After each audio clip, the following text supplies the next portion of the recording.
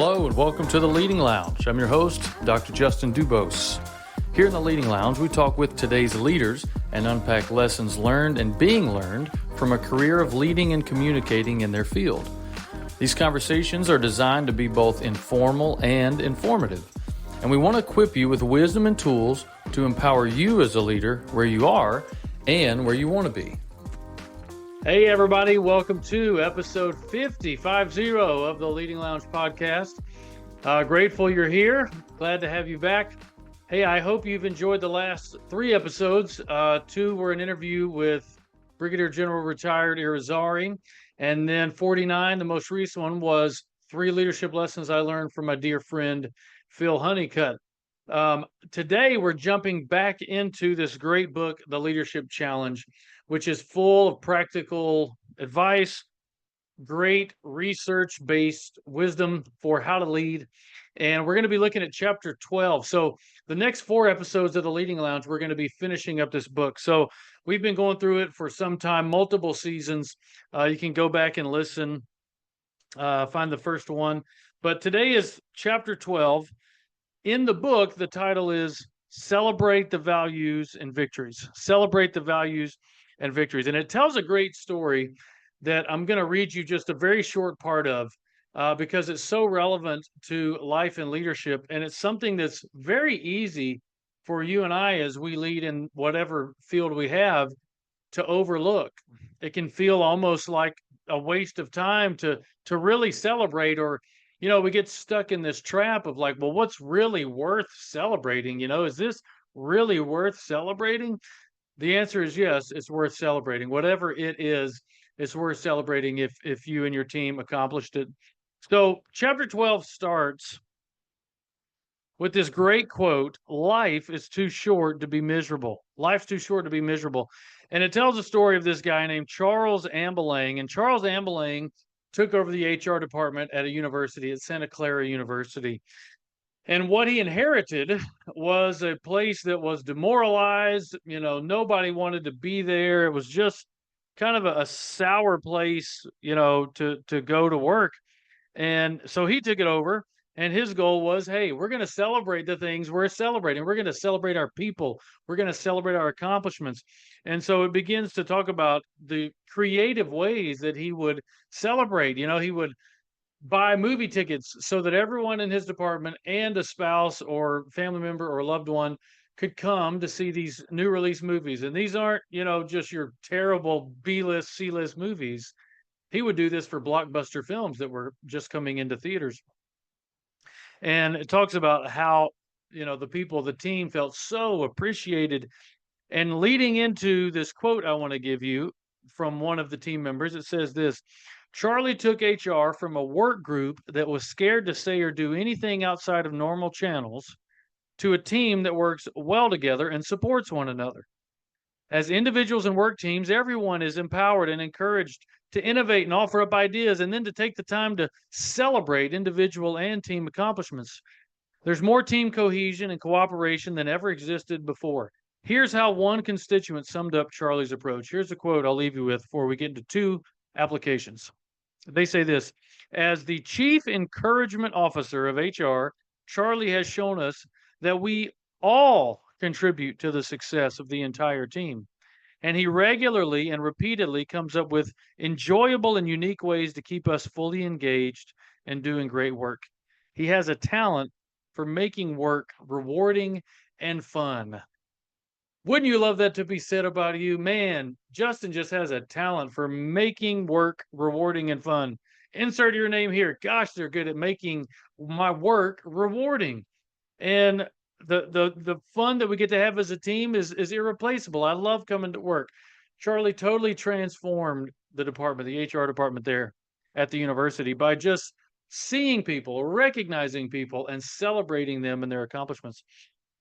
So there's 2 actionable points here that the Leadership Challenge gives that I think are both important. One is, as a leader, you want to create this culture of celebration.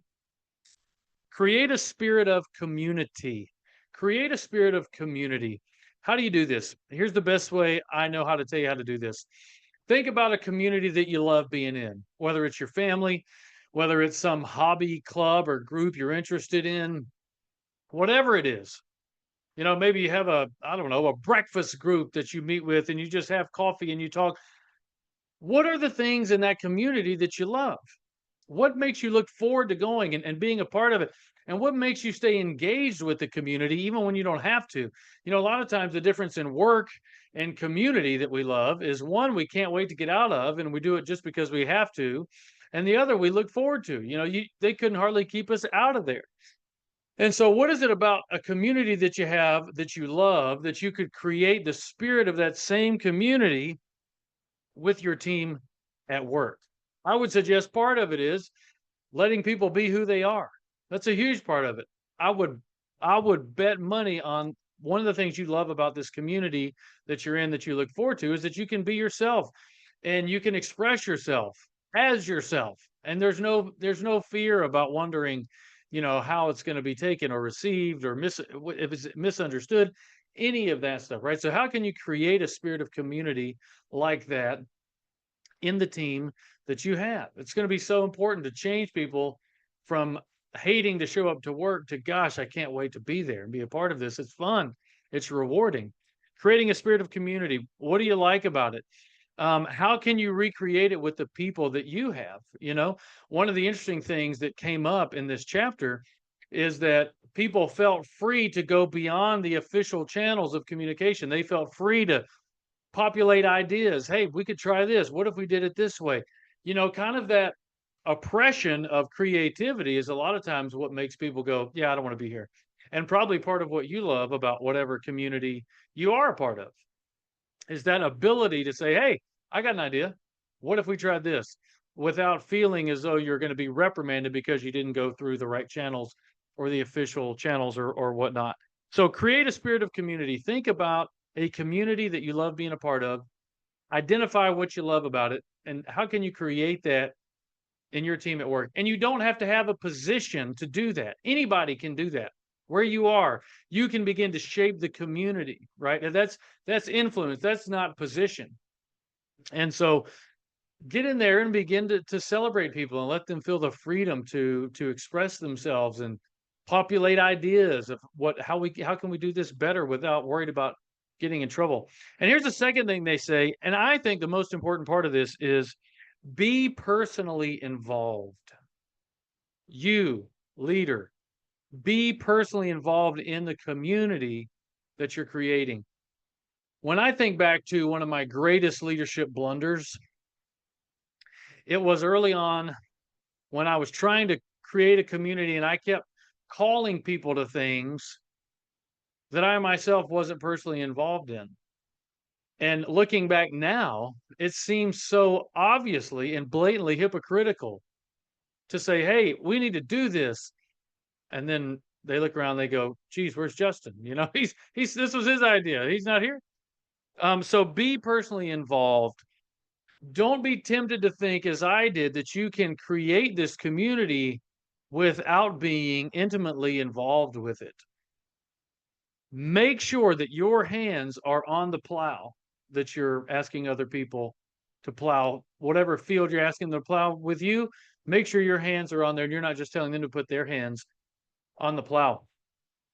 Probably the biggest catalyst for creating that community and that culture of celebration is when they see you involved in it and they go, man, yeah, this is from top to bottom and everywhere in between.